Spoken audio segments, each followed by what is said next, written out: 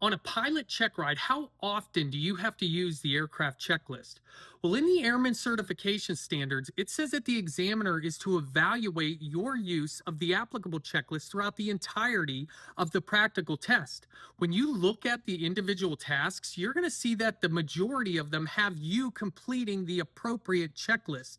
The expectation is that you're completing the checklist for every single phase of the flight. Checklists are there to keep you standardized so that the cockpit is organized and the aircraft is continuously configured in the appropriate manner.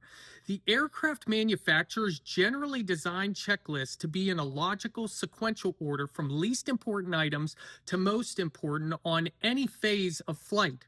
It's there to help you keep a little bit more situational awareness in the cockpit so that you can continue to make good aeronautical decisions.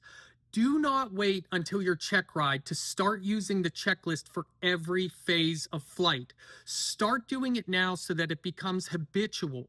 Because what's going to happen when you get to the check ride and you're not used to doing the climb checklist or the en route checklist and actually pulling it out, is those stressors from the check ride and the increased workload are going to allow you to revert back to what you're previously doing, which is not using the checklist. And that could be grounds for an unsatisfactory, especially if the evaluator is making sure that you're using the checklist.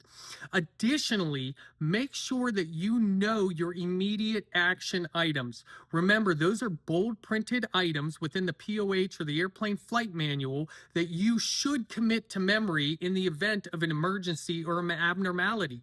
You're to do those items off the top of your head, and then when they're complete, you pull the checklist back out and finish them. If you haven't seen my video on emergency situations, take a look at that next, because that'll help give you a little bit more insight into immediate action items.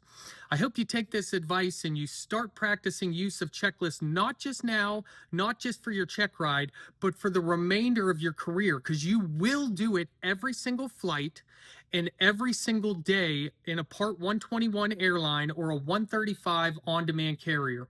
I'll see you next time.